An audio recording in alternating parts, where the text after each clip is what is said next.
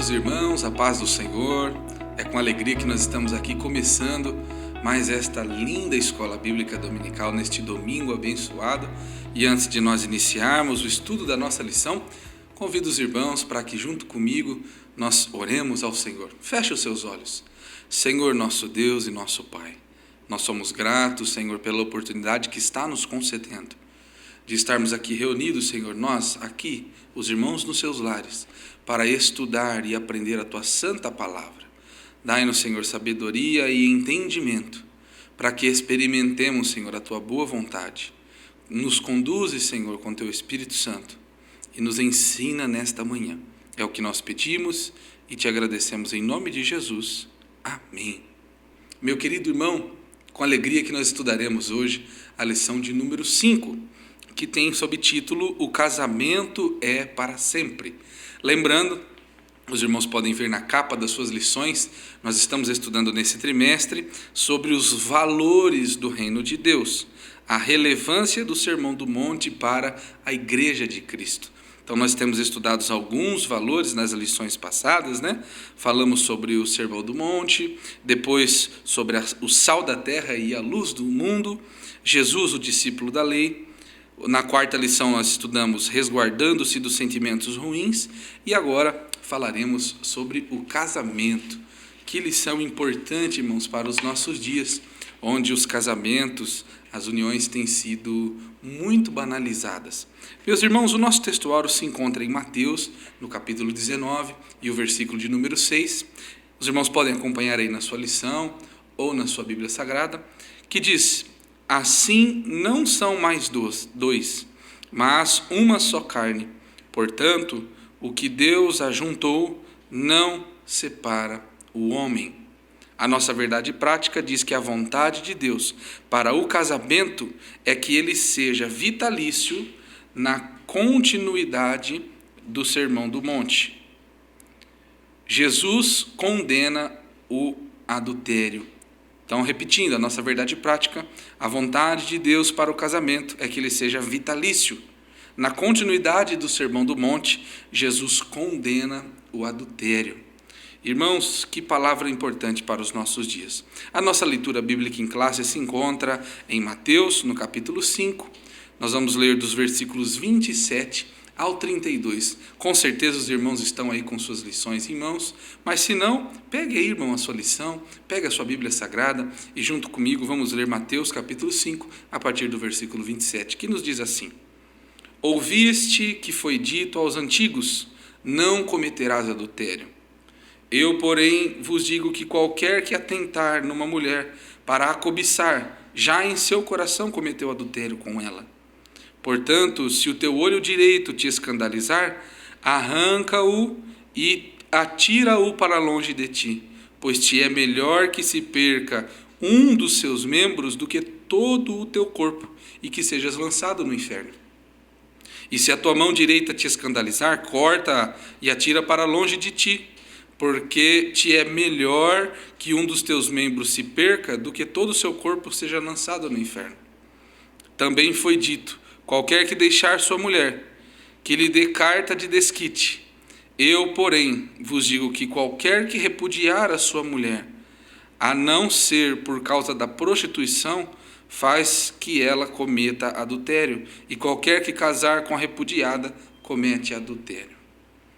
Irmãos, este assunto tem uma classificação muito importante nos nossos dias. Nós estamos falando aqui de lições que o Senhor fala na sua palavra e que são extremamente atuais. Com certeza, irmãos, nós estamos vendo e sofrendo com os casamentos na igreja, com o adultério, e isso, irmãos, com os divórcios, e isso tem um ponto de vista bíblico. E é sobre isso que nós vamos estudar nessa manhã. Que assunto precioso. Que bom, irmão, que você está aqui comigo, com os irmãos, com o nosso professor, para aprender a palavra de Deus. Ela é a nossa bússola, é o nosso norte. Vamos então, irmãos, agora nos preparar e receber o nosso professor dessa manhã, que vai nos ensinar este assunto tão precioso. Paz do Senhor, irmãos, estamos nesse domingo de bênção, logo pela manhã, para estudarmos mais uma lição da Escola Bíblica Dominical. Nós estamos falando esse trimestre os valores do Reino de Deus, a relevância, a importância do Sermão do Monte. E nesta manhã, irmãos, nós vamos tratar de um assunto. A lição intitula O Casamento é para Sempre. Alguém pode estar perguntando, mas o que tem a ver, né? Essa lição parece estar meio fora de sintonia, mas não é isso. É que quando Jesus apelou para os discípulos, ele olhou e comparou os discípulos com os escribas, e ele falou sobre adultério. Ele disse que os discípulos deveriam ter muito cuidado e a sua justiça deveria elevar aos escribas e aos fariseus. E quando Jesus falou do adultério, evidentemente ele linkou com o casamento, porque o adultério é oriundo, né, do casamento normalmente. Então, irmãos, feito já a leitura, todas as considerações pelo irmão Igor, vamos já entrar aqui na introdução, que parece-me que normalmente na sua lição você não tem, mas nós vamos ver o caráter vitalício do casamento. A Bíblia condena o adultério, né, e afirma a insolubilidade do casamento. Não deve se desfazer. Num contexto em que a instituição do casamento é tão bombardeada, tão criticada, não é levada a sério, pelo contrário, está banalizada. Então nós apresentamos essa lição de hoje, que por certo fortalecerá a instituição do casamento e apresentará o seu caráter divino, porque Deus quem a instituiu. Então você, evidentemente os irmãos casados, você jovem que pensa em se casar, é evidente que essa lição, além de nos fazer lembrar do nosso compromisso, não é, das diretrizes que o Senhor nos deu, nós vamos também nos preparar, você que ainda não é casado. A motivação que nos leva a estudar essa lição é que todo seguidor de Jesus, ele conta ou leva em muita consideração, leva em alta conta a instituição do casamento. É uma instituição vinda de Deus para o homem e para a mulher. E por isso, então, os valores da Bíblia regem o casamento e são opostos. Os valores que regem são opostos aos propagados pelo mundo atual. E é o que eu disse.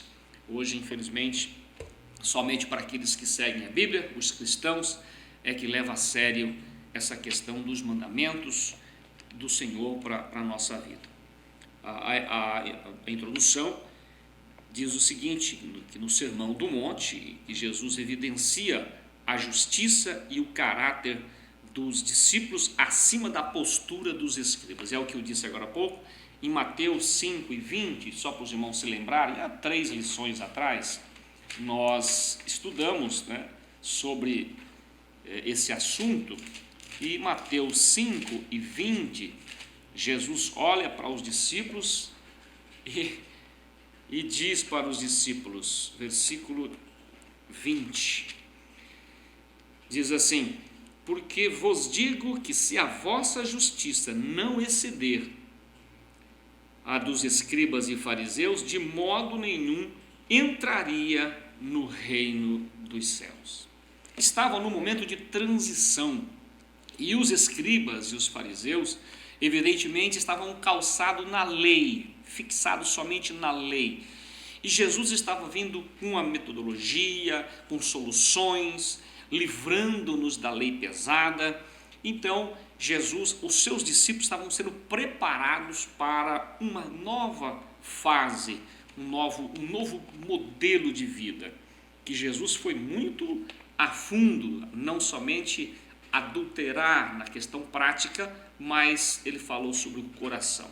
Bom, irmãos, e aqui diz, quando ele disse não adulterarás, né, a intenção do mestre é colocar o casamento no seu devido lugar, como foi designado pelo próprio Deus em Gênesis 2:24, aonde ele, portanto, juntará o homem e a mulher e será uma só carne. Gente, se Deus determinou que fosse uma só carne, isso jamais poderia ser dissolvido. É isso que Jesus queria transmitir. E na continuidade do seu ensino, Jesus expressa que tudo começa no coração. Jesus foi muito mais a fundo, despertando os discípulos que eles não deveriam ser levados aos desejos carnais, à obstinação, né, a visão. Até Tiago citou isso, né, que a concupiscência dos olhos, a gente vê, assimila, engorda, alimenta aquilo, e a tendência do homem e da mulher é praticar aquilo que está no seu coração. E é evidente que normalmente, se nós não tivermos o patrulhamento do Espírito Santo na nossa vida, a gente acaba sendo levados pelos próprios desejos, né? Aqui também disse que os que realmente são dominados pelos valores e ensinados por Cristo procuram em tudo preservar o quê? A pureza, né, da vida conjugal. Nós encontramos em Hebreus 13:4, é um versículo bastante conhecido, mas é importante nós frisarmos aqui, Hebreus 13:4, a importância e o valor que é dado ao matrimônio, o quanto Paulo também, né, levou a sério quando expressa aqui aos Hebreus. Eu estou intitulando Paulo como o autor dessa carta, né?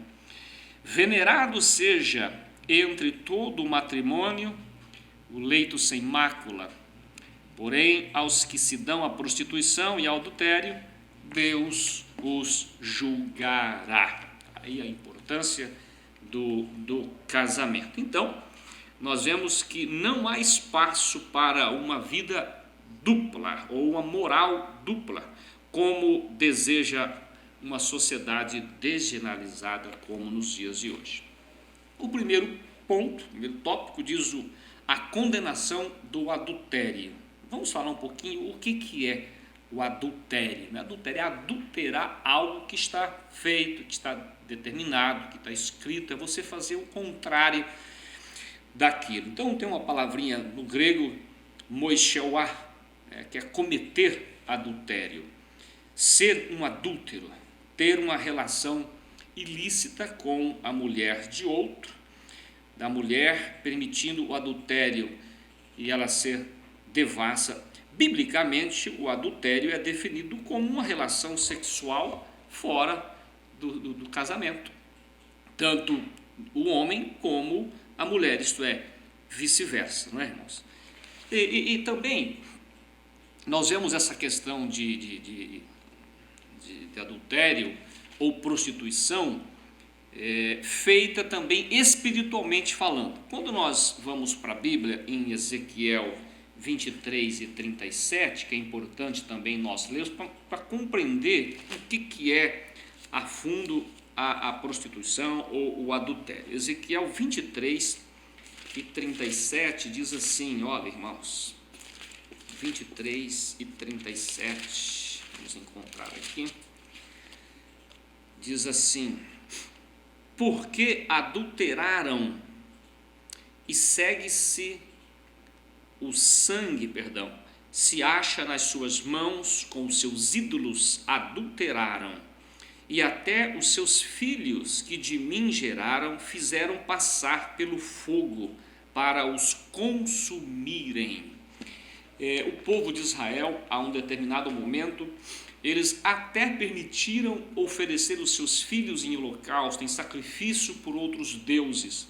Então, a infidelidade conjugal, na prática, e aqui a infidelidade espiritual, que é o adultério espiritual, é nós deixarmos o nosso amado, o nosso Senhor, o nosso Deus, que amamos, que julgamos, que adoramos, e ir em busca de outros deuses e até mesmo adorar outros deuses. Nós estamos praticando um processo de prostituição, um processo de adultério, nós estamos pecando se fizermos desta forma. Então, qual é a posição de Jesus com relação a isso, irmãos? É muito interessante, Jesus é maravilhoso, não é, irmãos?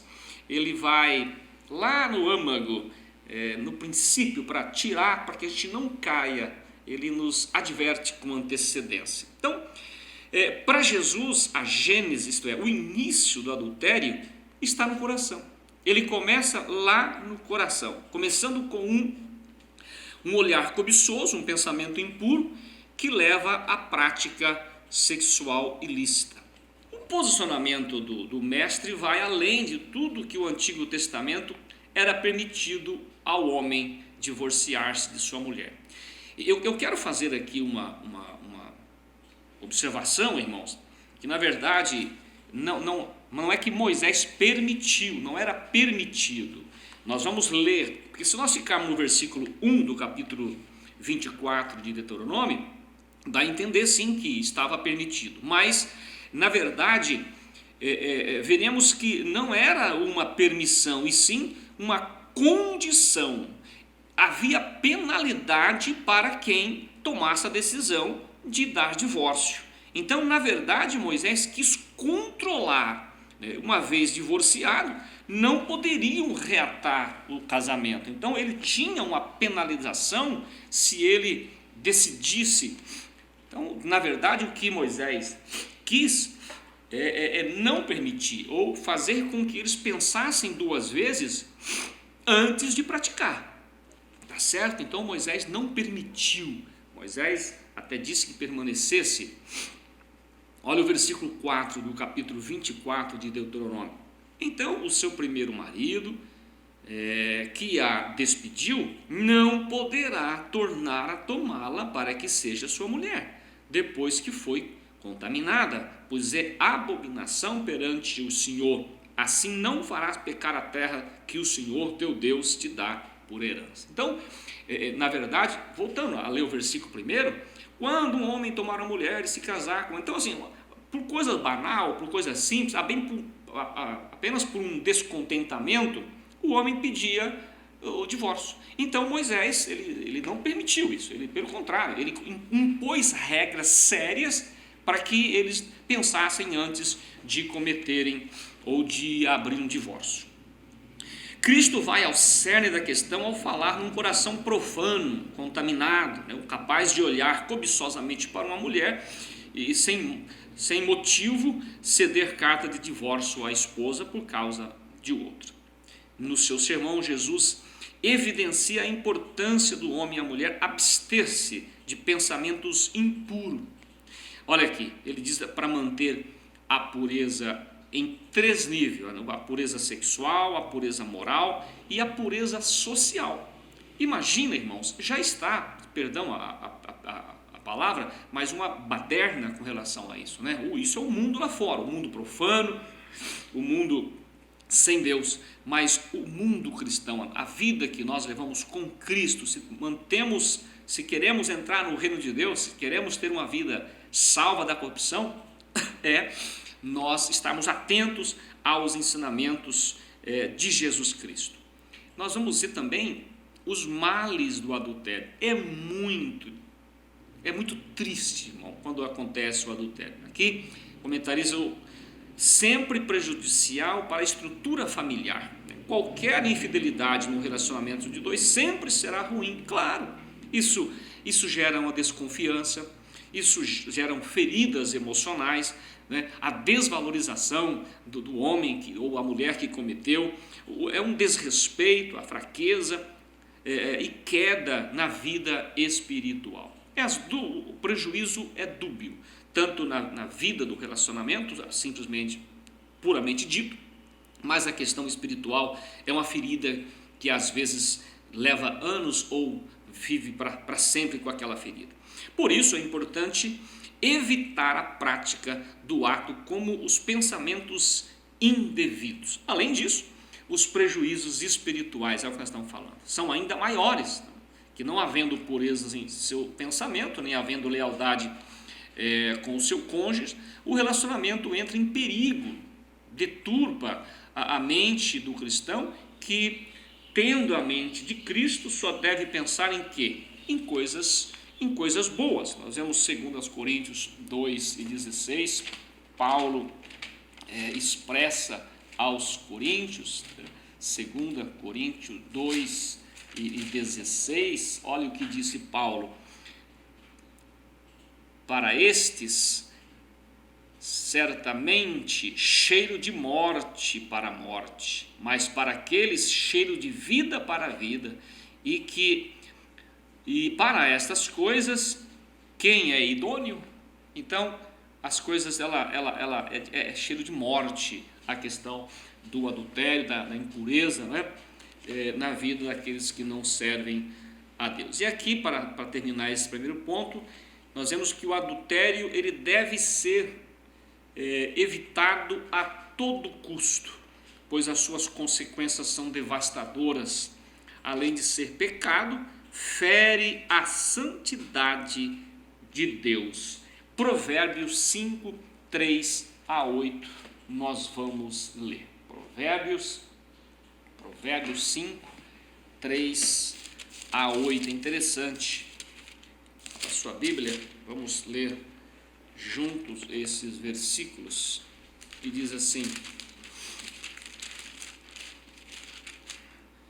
o 3: porque os lábios da mulher estranha destilam favos de mel, e o seu paladar é mais macio do que o azeite, mas o seu fim é amargo como o absinto, agudo como a espada de 2 fios, e os seus pés descem à morte. Os seus passos firmam-se no inferno. Irmãos, aí está. E aqui ela não poderá ponderar a vereda da vida, as suas carreiras são variáveis e não as conhece. E aí diz: agora, pois, filho, ouve os meus conselhos. Sábio Salomão escrevendo, aconselhando tanto a seu filho como nós nos dias de hoje. Então, que o Senhor nos abençoe, que nós perseveremos, irmãos, admitindo a condenação do adultério pela palavra de Deus e, por conseguinte, para nós que servimos ao Senhor. Eu quero frisar aqui um detalhe. Então, por que mandou Moisés? Os escribas, eles vieram indagar a Jesus e perguntando por que mandou Moisés dar-lhe carta de divórcio e repudiá-la. Ele, isto é, Jesus, respondeu que Moisés tolerou essa prática por causa da dureza dos corações. Jesus manteve a posição anterior, exarada pela lei natural, quando instituiu o povo que o criou, que o Criador, designou que o marido e a esposa fosse uma só carne, que está registrado também em Mateus 19, de 4 a 11. Então, amados irmãos, Jesus, o sentimento dele é fazer com que nós deixamos o Espírito Santo dominar a nossa vida, a nossa mente, e pensar em coisas boas, não deixar a nossa mente vagar pelas coisas que vemos, porque ela vai descer o coração, e a Bíblia diz que o homem é o que pensa. Então aí está o perigo. Então vamos deixar que o Espírito Santo, que Cristo vive em nós, e o que ele pensa de nós, nós possamos agir e obedecer. O ponto 2 diz: o que rege o coração, rege o corpo. Olha aqui, pecado não está restrito apenas ao ato, mas também aos pensamentos impuros, malignos, cuja fonte é o coração. Em Mateus 15 e verso 19, nós vamos ver isso. Mateus 15, verso 19. Diz assim: porque do coração procedem os maus pensamentos, mortes, adultérios, prostituição, furtos, falsos testemunhos e blasfêmias. Não são estas que contaminam o homem, mas o que come. Enfim, irmão, veja o que leva o coração, provém do coração esses pensamentos. E Jesus, ele salientou muito bem aos discípulos essa questão e disse: olha, se a vossa justiça não exceder aos escribas, não podereis entrar no reino de Deus. Então, no hebraico, o coração, lebabe, fala do homem interior. Como falando, o coração, homem de bom coração, o coração do homem. Não é exatamente o coração fisicamente, né, falando, mas é o interior, a mente, a vontade, a alma, a inteligência, né, é o sentimento do homem. Trata-se de um lugar dos desejos e das emoções e paixões. Então, no seu aspecto figurativo, o coração refere-se ao caráter moral. Por isso que devemos tomar e cuidar dos pensamentos do coração. Um cristão que tem um coração transformado tem um viver totalmente diferente, visto que o seu coração é regido pela palavra de Deus. Colossenses 3:16, Paulo escrevendo aos Colossenses, Colossenses 3:16, nós vamos passar por esse versículo, é interessante nós frisarmos esse versículo, 3:16 de Colossenses. Louvado seja o nome do Senhor. A palavra de Cristo habita em vós abundantemente, em toda a sabedoria, glória a Deus, ensinando-vos e admoestando-vos uns aos outros com salmos, hinos e cânticos espirituais, cantando ao Senhor com graça em vossos corações. É isso que o Senhor Jesus pretende, que os nossos corações estejam voltados para Ele, que a palavra de Cristo habite abundantemente em nós. Se fizermos isso, se nós nos ocuparmos com a palavra de Deus, não vamos ter tempo, né, para permitir que o nosso coração nos leve a pecar, isto é, que o intento da nossa mente, do nosso interior, nos leve ao pecado. O homem é o que pensa, é o ponto 2 aqui. É sabido que todo homem é o que pensa, ou é o que sente. Então, vamos pensar, né, irmãos? Vamos procurar sentir as coisas boas da palavra do Espírito. Os pensamentos e ideias que estão no seu homem interior são os motores que coloca em ação todo o seu corpo. Então, o sentimento, ele é um motor, é a locomotiva que nos arrasta junto a ele para praticarmos aquilo que não é bom, ou, por outro lado, praticar aquilo que é bom, desde que usamos com temor e responsabilidade. Então, aqui diz desse modo, o homem, ele colherá aquilo que semeou. É conhecido esse versículo, Colossenses 6:7, né? Que o homem planta, ele colhe aquilo que planta. Se nós semeamos coisas boas, colheremos coisas boas. Se semeamos coisas ruins, colheremos coisas ruins. É isso que o comentarista, nós queremos nos despertar nesta noite. O que semeia o pensamento da cobiça, desejando outra mulher, não demorará para que concretize isso na prática. Vamos tomar cuidado com o temor, não é? A cobiça é algo que começa no coração e é como uma pequena semente plantada, é como uma pequena fagulha de fogo que joga também. Cada um é engodado por sua própria cobiça, a qual dará luz ao pecado. É isso que Tiago falou na sua epístola, Tiago 1:14 e 15, que ele, sendo consumado esse pensamento, esse engodo, esse olhar malicioso, sendo consumado, leva ao pecado e, por fim, leva à morte. O que foi muito bem explicado por Paulo também, quando chamou as obras da carne, não é? Com relação às ações produzidas por um coração pecaminoso, as obras da carne. Gálatas 5:19, também é muito conhecido, nós fizemos muito essas passagens, né, em cultos de ensino, isso é muito interessante. Gálatas capítulo 5, que eu quis dizer, 5:19 de Gálatas.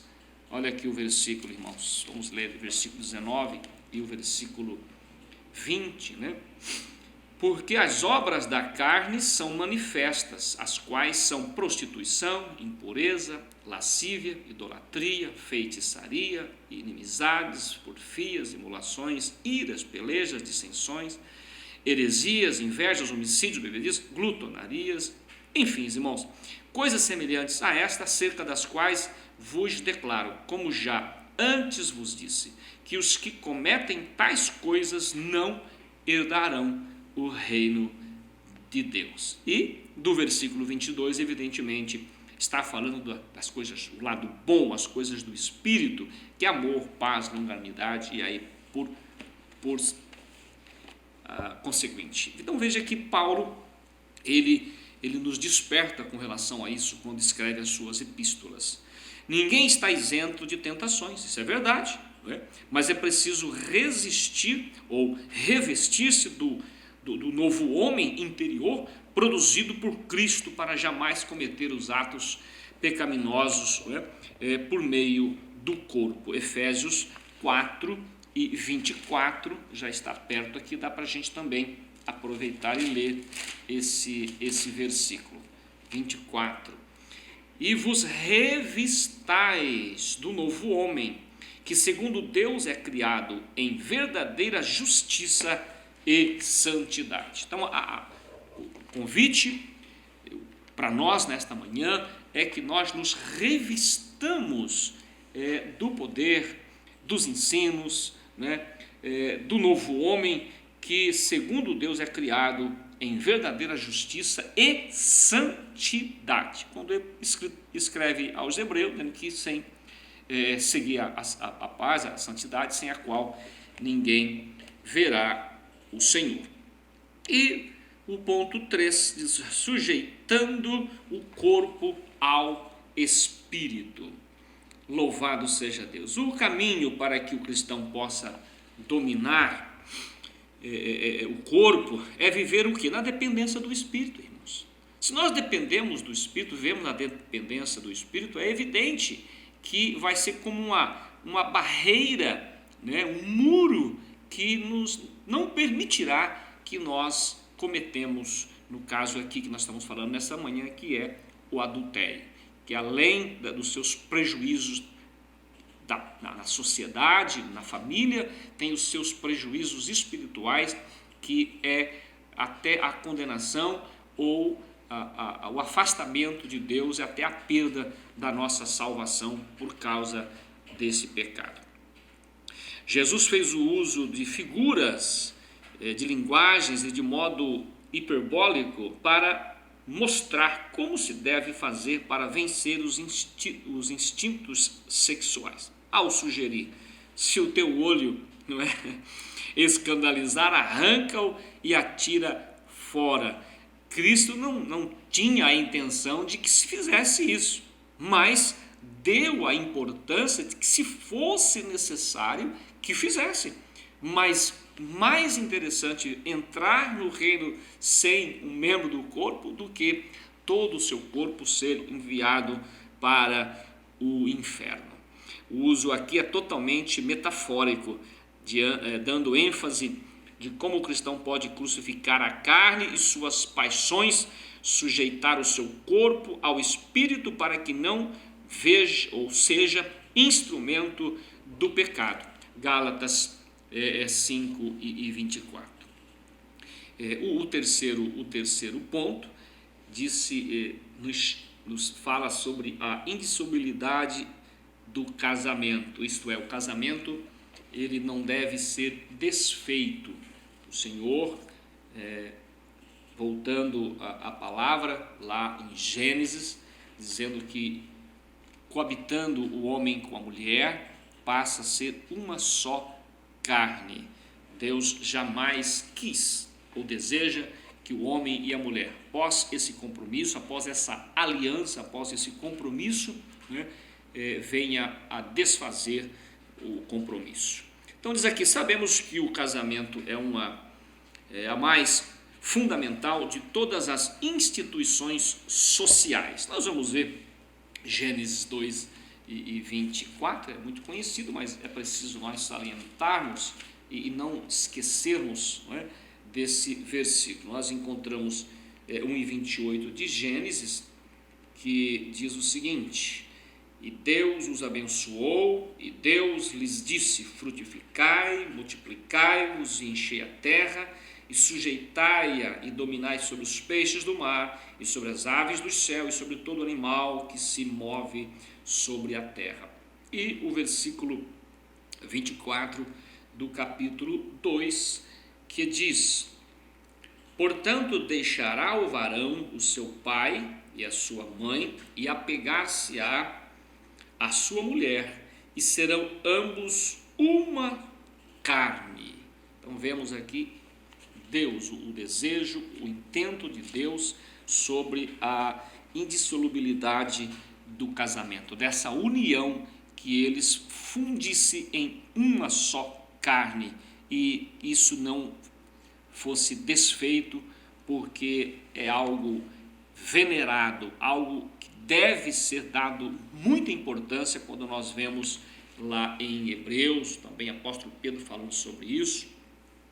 Então, na perspectiva divina, o casamento deve ser uma união permanente, louvado seja Deus, e que o homem e a mulher entrem em uma aliança a fim de construir uma união única e mais perfeita na sua intimidade. Jesus, no mandamento, não adulterarás, que é Êxodo 20:14, a singularidade dessa maravilhosa união foi destacada por Cristo quando falou do vínculo conjugal, expressando que não são mais dois, mas uma só carne. Ele disse isso em Mateus 19:6, quando conversava com os discípulos, aqui 19:6, ou discutindo com os religiosos, na verdade, né? Não era isso? Olha aqui, versículo 6: assim não são mais dois, mas uma só carne, portanto o que Deus ajuntou não separe o homem. O próprio Jesus falando no capítulo 19 de Mateus, com relação ou acerca do divórcio. Então o Senhor Jesus, na verdade, ele frisa a disposição do Pai, do Criador, lá no princípio de Gênesis, dizendo que aquele que se casa não deve separar-se. Paulo também via essa união de maneira cândida, ou de maneira pura, que comparou o amor de Cristo. Essa união é a união de Cristo com a igreja, como o marido e a sua esposa. Deve ser uma relação agradável, de pureza, de amor mútuo, né? E aqui ao amor do marido para com a sua esposa, que é Efésios 5:25, que é interessante a gente ler esse versículo, Efésios 5:25. Vou voltar aqui rapidinho, 5:25 de Efésios: vós, maridos, amai vossas mulheres, como também Cristo amou a igreja, e a si mesmo entregou por ela. Para quê? Para santificar, purificando-a pela lavagem da água. Então, o quanto Paulo também ele expressou a importância, né, da pureza nesse casamento. O que fazem para que o casamento seja para sempre? Ou o que fazer para que o casamento perdure para sempre? Olha aqui, um casal que vive a vida a dois, em amor, irá construir a mais bela e perfeita união, ainda que enfrente lutas severas nesta vida. O casamento deve ser construído com base no respeito, na amizade, no bom trato, no bom tratamento, no carinho, com dignidade, entre outros, como bem disse o apóstolo Pedro, né? Em 1 Pedro 3:7, é justamente o que eu já citei, mas vamos aqui só para nós confirmarmos o que está escrito na epístola de Pedro, 1 Pedro 3:7, que diz assim, olha: igualmente vós, maridos, coabitai com ela, com entendimento, dando honra à mulher, como vaso mais fraco, como sendo vós os seus cordeiros da graça e da vida, para que não sejais impedida as vossas orações. Então veja que há até penalidade para aqueles que não observarem, né, esse modo de vida, essa importância desse relacionamento com entendimento. E aqui disse coabitai. Nós vamos ver para frente um pouquinho, né, sobre esta palavra. Então, se tudo isso estiver presente no casamento, ele será para sempre. Se não, vai parar pelo meio do caminho. Se o casal cristão tem conhecimento de que o aspecto espiritual, ambos são iguais. Repetimos aqui o versículo de Gênesis 1:27, que o direito, a forma, os deveres do homem e da mulher são iguais perante o Senhor. E na vida a dois, há obrigações distintas que eu queria ler com os irmãos. 1 Coríntios 7:3, uma passagem importante que muitos não param para meditar e para entender o que ali está escrito. Eu acho que todos os casais deveriam ler junto e compreender essa passagem de 1 Coríntios 7:3, por exemplo, onde diz aqui, olha, o marido pague à mulher a devida benevolência e da mesma sorte a mulher ao marido. Diz o versículo 4, a mulher não tem poder sobre o seu próprio corpo, mas tem-no o marido. E também da mesma maneira o marido não tem poder sobre o seu próprio corpo, mas tem-no da mulher. Nós estamos falando do que fazer para que o casamento seja para sempre. Então aqui é de se observar o casal, se é um momento espiritual, se e vocês querem se privar, né, de uma relação, de coabitar um com o outro, é evidente, é importante isso, mas que isso não se perdure por dias, porque Satanás, ele é sagaz, Satanás ele é enganoso, ele é astuto. Então, durante esse período, ele sabe, e é evidente que tanto o homem como a mulher têm os seus desejos, e isso, com o decorrer dos dias, ou que, às vezes até por semanas, isso leva-os a cometer pecado. Às vezes ao estar sozinho, às vezes ao estar distante do seu parceiro, do seu cônjuge, a tendência carnal nos leva ao pecado. Então o casal deve observar, né, o desejo, a condição do seu marido ou o marido da sua mulher. Não, evidentemente, extrapolando ou desrespeitando isso, mas esforçando a estar com o seu marido, esforçando para estar com a sua esposa, na forma da relação sexual propriamente dito, para que o diabo não aproveita disso para nos levar ao pecado. Ele diz aqui que a união sexual é um outro fator preponderante que deve ser levado em consideração no casamento. Ele deve ser desfrutado pelo homem e pela mulher casados em uma intimidade mais profunda. O verbo coabitar, é interessante saber aqui, o verbo coabitar fala de relação sexual dentro do casamento. Gênesis 4:25, tratada pela Bíblia como algo digno.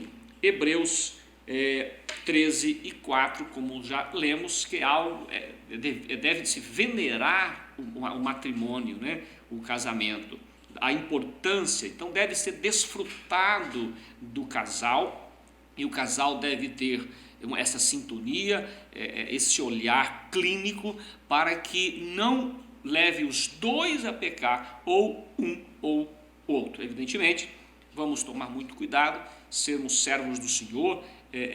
Claro, repito, nós devemos ter os nossos tempos, os nossos momentos espirituais, um dia de um jejum, um dia de um sacrifício, talvez uma semana, mas que isso não se prolongue mais do que isso, para que não leve o homem ou a mulher ao pecado.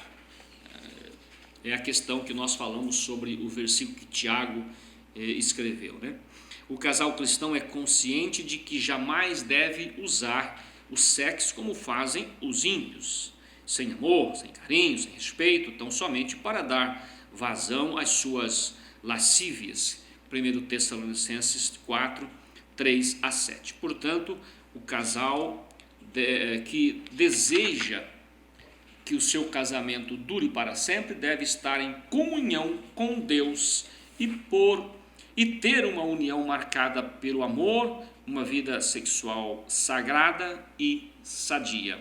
Até porque deve-se até quebrar um tabu, né, de falar sobre sexo. Sexo foi criado por Deus e Deus fez para que gozasse de uma forma santa, pura, e isso é bom e é interessante que os casais usem e usufruem dessa vida. O casamento, uma união indissolúvel, para nós finalizar aqui. Na discussão de Jesus com os líderes religiosos, ele destacou as ideias ou os ideais divinos sobre o casamento, isto é, como Deus havia projetado a fim de que fosse permanente. Marcos 10 e 9, vamos ler no Evangelho de Marcos 10 e 9, o que fala a palavra de Deus. 10 e 9 de Marcos, diz assim: porquanto o que ajuntou não separe o homem. Em Marcos também Jesus fala a respeito do divórcio e ele frisa muito bem. Portanto, o que Deus ajuntou não separe o homem. Por isso nós estamos falando da indissolubilidade do casamento. Nós observamos aqui que diz que há exegetas, isto é, há estudiosos, né, que querem provar que o divórcio foi permitido. Buscam elementos históricos nas duas escalas rabínicas. Existiam no tempo de Jesus, um pouquinho antes de Cristo, até avançando um pouquinho depois de Cristo, esses dois escribas estudiosos, que era Samai e Hillel. Esse primeiro, ele até defendia, ele destacava a questão da impureza, do aspecto mosaico, a partir do adultério, permitindo a carta de divórcio. Já o segundo, que é esse estudioso rabínico, esse Hillel, esse estudioso, ele jamais era mais liberal e dizia que qualquer desagrado da parte do marido poderia dissolver o casamento. Então, irmãos, eu acho assim, hoje é como a questão do dízimo, né? É muito discutida a questão do dízimo e muitos entram pela própria Bíblia tentando provar que não é mais necessário trazer os dízimos. E a gente vê na Bíblia que também não tem dúvida de que Deus quer de nós a bênção ao nós sermos dizimistas. Então, a questão do divórcio é assim, muitos vão vasculhar e tentar provar de que pode, de que não tem problema e de que Moisés realmente deu e permitiu carta de divórcio, que Jesus também não olhou para isso, né? Mas eu acho assim, como diz o comentarista aqui, é melhor gastarmos tempo, né? Estudando, aprofundando-nos na questão da permanência do casamento, do que tentar provar que pode se dar o luxo de dar carta de divórcio. Então, repito, devemos sim nos aprofundar aos ensinos da palavra, da pureza, da permanência, da união, para que não tenhamos prejuízos tanto na sociedade como espiritual, como já vimos. É muito melhor nós gastarmos tempo em buscar princípios com relação à santidade, à pureza da nossa vida, do que tentar provar o contrário para justificar uma vida de pecado, como muitos vivem por aí fazendo. Para Jesus, o casamento é uma união indissolúvel e por isso deixou claro que, quanto ao divórcio, não era um mandamento de Moisés, mas sim uma concessão devido ao quê? A fraqueza humana, por causa do pecado. Nós vimos isso em Mateus 19:8. Pelo padrão baixo e desmoralizante em que muitos estavam vivendo. Enquanto a lei permitia o divórcio, entre parênteses, Jesus salienta que isso significava legalizar o adultério. Então, a lei, na verdade, naquele momento que Moisés precisou tomar essa atitude para impedir e para fazer com que os casais tomassem cuidado antes de qualquer maneira pedir carta de divórcio. Sempre é dolorido falar, né, na destruição de um casamento, visto que já se trata sempre é dolorido falar sobre divórcio, visto que já se trata da destruição de um casamento. Porém, como servo de Deus, precisamos dizer que a comunidade de salvos que quer viver no padrão do reino dos céus, com as suas bem-aventuranças, precisa entender que o ideal divino é a indissolubilidade da vida a dois, tanto física como espiritualmente, seguindo o padrão divino do Éden. Os dois serão uma só carne. Que Deus nos abençoe, que Deus nos faz meditar bem nesse assunto e que esse assunto é um assunto atual que deve ser discutido. Eu quero só completar aqui lendo a conclusão. Pela palavra de Deus, compreendemos que o casamento é para sempre, mas sua construção depende de uma vivência com Deus em um relacionamento marcado pelo amor. Frente aos problemas que possam surgir, o caminho não é o divórcio. Os cônjuges devem agir com boa vontade e sacrifícios, buscando sabedoria divina para que se volte à verdadeira harmonia com a presença de Jesus. Vamos continuar, irmãos, aprendendo os valores do reino de Deus. E claro, o casamento, a instituição família está embutida, inclusa nesse ensino, e a relevância do Sermão do Monte para a vida da igreja. Que o Senhor nos abençoe, vivamos segundo a palavra de Deus e até o próximo domingo, se o Senhor nos permitir. Amém. Glórias a Deus. Irmãos, que lição maravilhosa, que assuntos preciosos para nós, que ensinamento tão importante. Nossa conclusão, irmãos, que nos disse que pela palavra de Deus nós compreendemos que o casamento é para sempre, vitalício, mas a sua construção depende de uma vivência com Deus e um relacionamento marcado pelo amor. Que esta seja a síntese, o resumo do nosso ensino nesta manhã e que aprendamos com o Senhor, irmãos, a importância de amarmos, zelarmos pelo companheiro ou pela companheira que Deus nos deu. Com certeza, irmão, esta é a vontade de Deus para o homem, que ele tenha uma vida feliz, um relacionamento, um casamento abençoado por Deus, para que juntos este casal prossiga aguardando a volta de Jesus. Neste final, irmão, eu quero fazer somente os avisos, lembrando que nós temos toda uma programação online dos nossos cultos, toda terça, quinta e também aos domingos, transmitidos pelos nossos canais oficiais, seja no YouTube ou no Facebook. Toda quinta-feira nós temos o nosso culto, Momentos com Cristo, a 6:45, ali no canal da TVM, no canal 14.1, e também nós temos todo domingo pela manhã a nossa amada Escola Bíblica Dominical, a partir das 9 horas. Glórias a Deus por esta programação online. E também nós temos os nossos trabalhos presenciais. Você não pode faltar, irmão, e nos fazer uma visita aqui nas nossas igrejas, seja aqui no nosso templo sede. Os cultos são de terça, de quinta e também aos domingos, e nas congregações, nas nossas igrejas nos bairros, que em sua maioria são nos cultos de quarta, de sexta e também aos domingos. Nós esperamos você para nos fazer uma visita. Lembrando também, irmão, que nós, alunos da Escola Dominical, também podemos contribuir com a obra de Deus. Os irmãos estão vendo aqui na tela, passando o nosso Pix, as contas da nossa igreja, e ali os irmãos podem enviar sua oferta, o seu dízimo e contribuir para a obra do Senhor e ser, com certeza, abençoado por Ele. Meus irmãos, que Deus abençoe a sua vida.